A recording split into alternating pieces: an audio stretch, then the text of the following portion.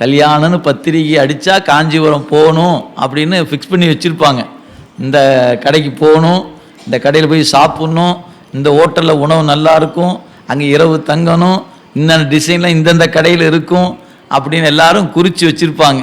அங்கேயே தான் 5 கோயில் இருக்குது. கச்சி ஏகாம்பரம் என்கிற ஏகாம்பரநாதர் கோயில், நேர் பின்புறத்தில் ஓனகாந்தன் தளி, அப்புறம் பிள்ளையார் பாளையம்னு சொல்லுவாங்க. அந்த ஊருக்கு பேர் இன்றைக்கி பிள்ளையார் பாளையன்னு பேர். கச்சி மேற்றளி என்று சொல்லப்பெறுகிற தலம். அதுக்கு பக்கத்தில் தான் கைலாசநாதர் கோயில், கச்சி அநேக தங்காவதம். கச்சி அநேக தங்காவதம்ங்கிற தலம் ஒன்று பாடல் பெற்ற தலம். கைலாசநாதர் கோயில் பாடல் பெற்ற தலத்தில் வரல. ஒரே ஒரு தலம் கொஞ்சம் சற்று ஒரு 2-3 கிலோமீட்டர் உள்ளே போகணும்.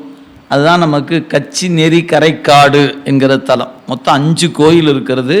4 கோயில் பக்கம் பக்கமாகவே இருக்குது.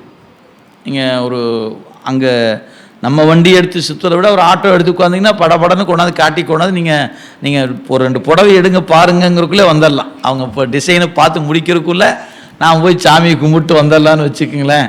அவ்வளவு பக்கமாக இருக்கக்கூடிய கோயில். நீங்கள் வாய்ப்பு இருக்கிறவங்க இதுக்காவது புடவை எடுக்க போனாங்க, நாமளும் போகலாம் அப்படின்னு போனீங்கன்னா 5 தலம் தரிசனம் பண்ணிட்டு வந்துடலாம்.